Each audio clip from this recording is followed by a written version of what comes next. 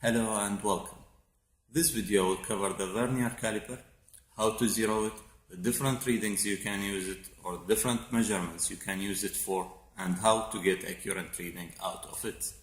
I will start by briefing you about the Vernier Caliper, the different measurements you can take using it, and then we'll cover how to read a measurement from it. So the Vernier Caliper, you can always move it like that and open it up to the size which you want to get measurement.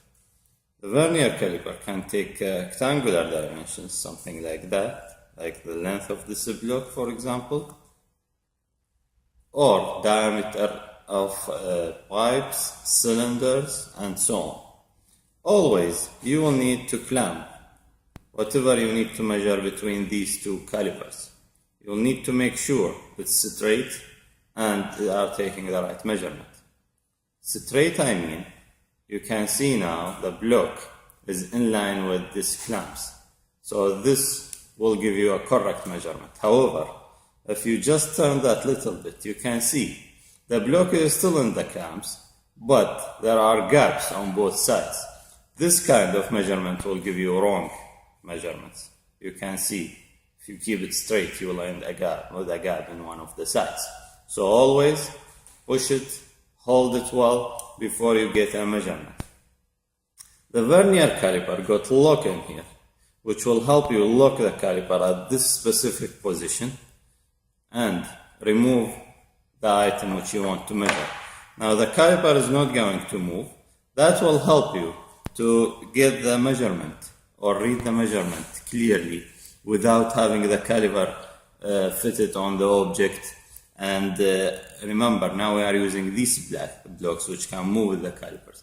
But sometimes if you are measuring a pipe part of the system, or you are measuring some item which is fixed to somewhere else, just like, for example, how if I can measure the thickness of the table I'm using here. So it might be a bit difficult in some places to read from the caliper. So we use the lock on the side here again. We lock it, we remove it, and we can read it conveniently. After you are done with that, remember to open always the lock before moving the caliper again. So we covered this part with these calipers, which normally take external dimension or external diameter of cylinders and pipe. This side here can do also measurements, but they are designed for internal diameter. To show you example on that, I brought this box spanner in here. Okay? Now this box spanner is 20 millimeter. So if I measure between any of these inside or the internal diameter, I expect to get 20 millimeters. In order to do that, I'm going to use this side of the caliper. And this goes in. And then we move the caliper till it touches both sides. Again, we'll need to make sure it's straight in order to get right measurements. We can use the lock again and move it up to get a reading. And in this case, I'm getting 20.1 millimeters, which are, as you can see in here. So I get 20 on the main ruler, and on the dial gauge I get 0.1. Again, we'll open the lock before we use the caliper again. And the third dimension you can use this caliper to take is depth, using this side of it. So we'll come back again to the box spanner, and this time I would like to get the depth. So we'll get the caliper in and we'll keep moving it. Let me little bit get more over trouble so you can see clearly.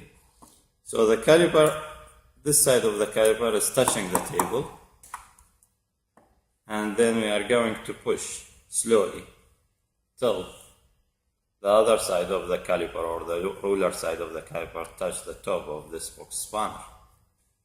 Something like that.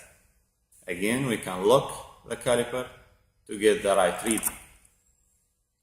In a similar way, you will read the caliper, and then this time you will get the depth. So these are basically the three types of measurement you can do a vernier calipers. Vernier calipers comes in different scales, with different sizes, sometimes with different build of different material, similar like this plastic one I have in here, and the smaller one available. So they are built for different purposes. However, they all look the same. They might scale down or up, but the basics are all the same. This specific caliper, which we are using for this experiment, is provided with a dial gauge in here.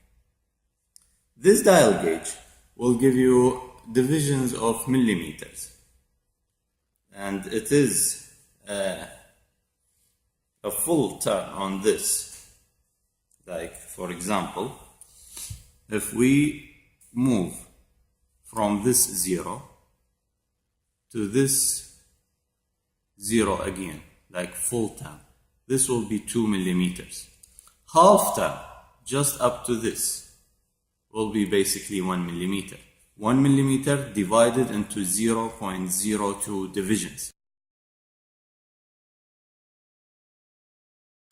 So we are getting the, let's say, the main dimension, the integer, is from this main ruler in here. And we get any fraction of that from this dial gauge down to 0.02 millimeter.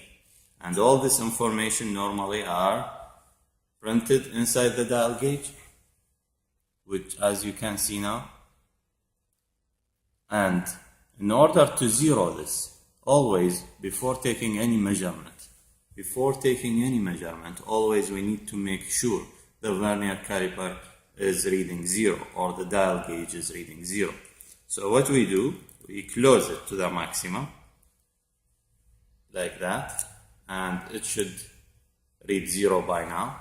If it's not 0, you can turn always this screen in here, and you need to make sure it's pointing to 0, something like that.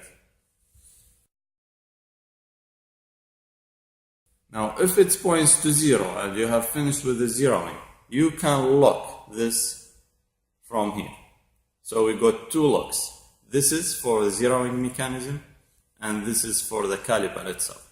So now the caliper is moving, but the 0 is fixed there. If we lock this one down, then the caliper is not going to move anymore. So this is basically how to use vernier caliper, how to get reading of it. I'll include some examples for you to get familiar with these readings.